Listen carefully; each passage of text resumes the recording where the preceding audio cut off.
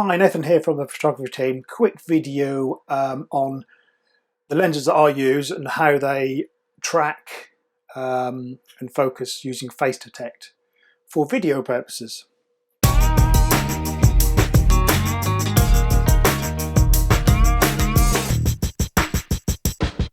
At the moment I'm using my 23mm f1.4. For all the lenses that I use today, they're going to be wide open. So this one at the moment is at f1.4. I'm going to be using this lens. I'm going to be using the 10-24 f4. I'm going to be using the 35mm f2 and the, I always get this wrong, 50-140 lens. Not really a video lens, but I'm going to put it on the camera and I'm going to do it anyway just to see how that does perform. So like I said before, this is the 23mm f1.4. So let's move about, see how it is. Now you can hear this lens focusing, you can hear the focus chatter.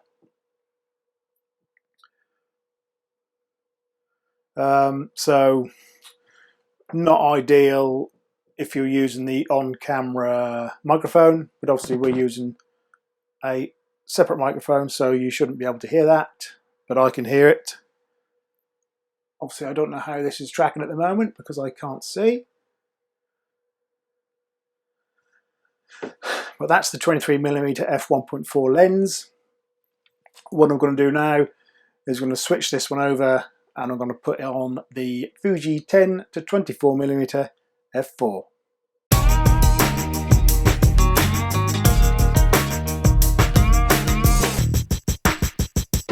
Okay, so now we've got the Fuji XF 10-24mm f4 lens. So obviously we've got a bit of a wider shot now. You can see a bit more of my my office. So let's move about. Now the actual lens, the focusing seems a lot quieter. There's hardly any noise coming from the lens. But I'd probably say that because it's actually so wide, there isn't actually much focusing that it needs to do. But I hope that it's tracking my face around the frame. Hello. So that is at 10mm. So I'm now going to change that to its fullest zoom, which is 24mm, which is actually equivalent to 35mm, which is similar to the lens that I used before. So again, just move about the frame. Obviously you can decide whether this is sharper than the previous lens, which was the 23mm f1.4. Obviously we've got a different depth of field because this is an f4 lens. Okay, what I'm going to do now is I'm going to switch this one over again and we're going to go for the 35mm f2.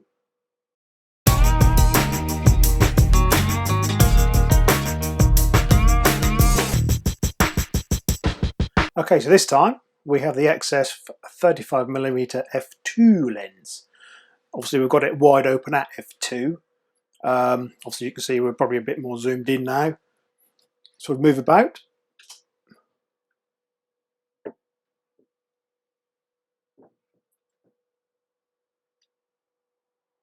It's quite silent, this lens. These new f2 lenses are very good. They've got good autofocus. I can't hear any noise coming from that lens, and I hope that it's tracking me nicely throughout the frame. Obviously I can see that I can see through the lens that it's focusing as I move. Let's go back and we'll go forward again. So that's the 35mm f1.2, which obviously is equivalent to 50mm on a full frame. Just for a laugh, I'm now going to put the 50 to 140 lens on, and we'll see how that performs.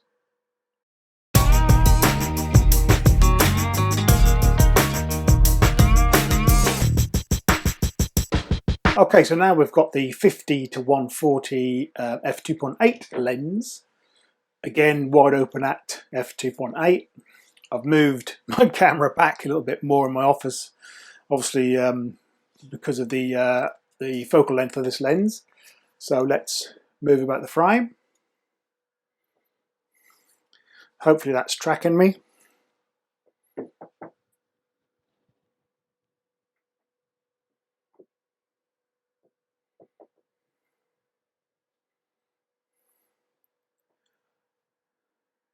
I mean, this is a lovely lens for stills. I mean, it's not really the sort of lens that you would use for video, although it does have optical image stabilization, so that does help with stabilizing video.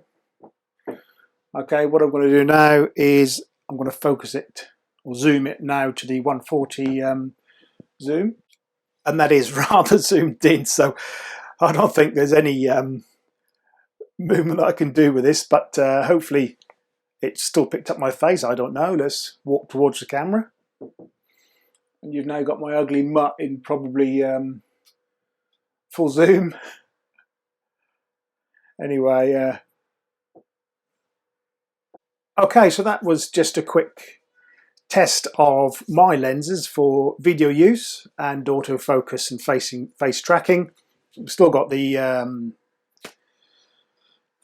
I always get this wrong.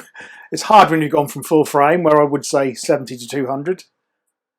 We've got the 50 to 140 still on. Obviously in this video we used the 23mm f1.4. Then we went on to the 10 to 24 f4. And finally we went on to the 35mm f2. All these were shot wide open, just to give that, so you see how accurate that focus is. Wide open. Yes, if I was to put it on a smaller aperture, the depth of field would be greater, so it would be less of a test showing you how good the tracking is. So that's why we've done it wide open. I'm happy with these lenses. We don't do too much video. Mainly when I'm doing video, I'll use the 23mm f1.4, and obviously we use microphones so you don't hear the lens chatter on the video. I think I forgot to mention this lens is silent. There's no noise coming from that lens, so that's another silent lens, but it's obviously one of the newer focus and system lenses. These ones now are a few years old, so that's why they're a little bit noisier, but happy with what I got. I hope that's helped you decide on what lenses you may need for your video needs.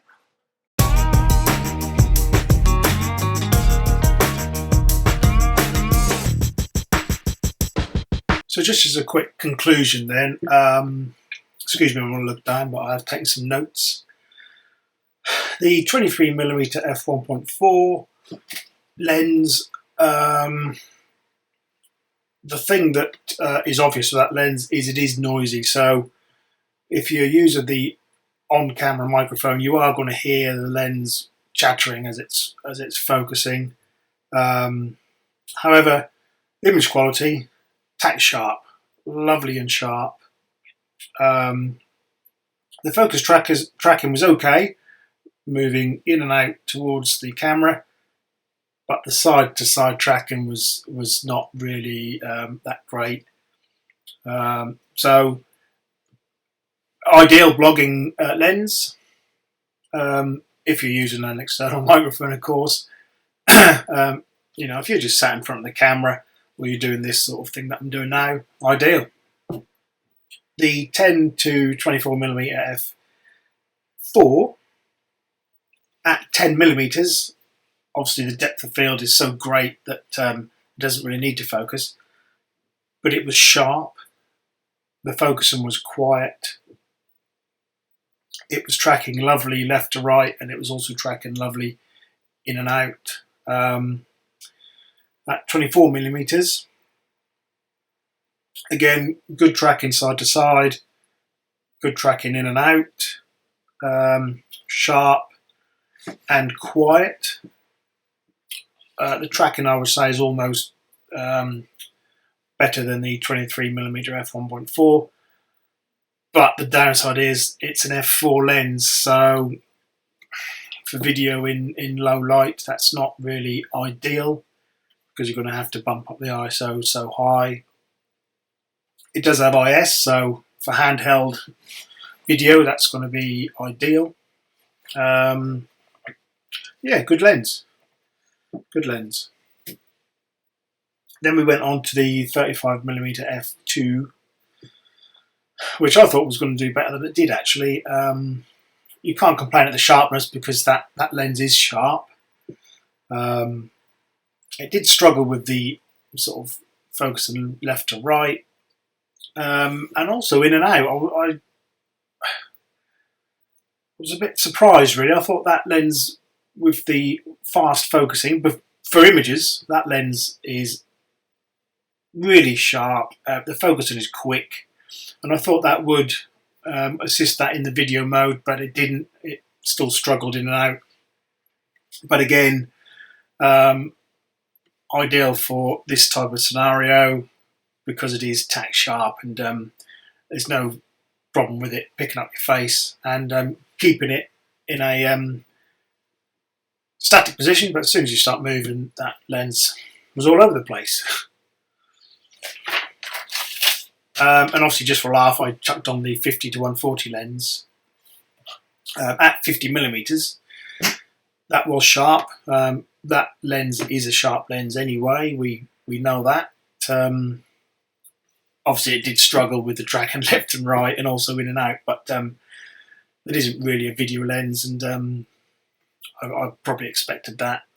But again, if you're in this scenario where you were in a static position, that lens would lock onto your face, and it would keep it, keep it sharp. So that's good.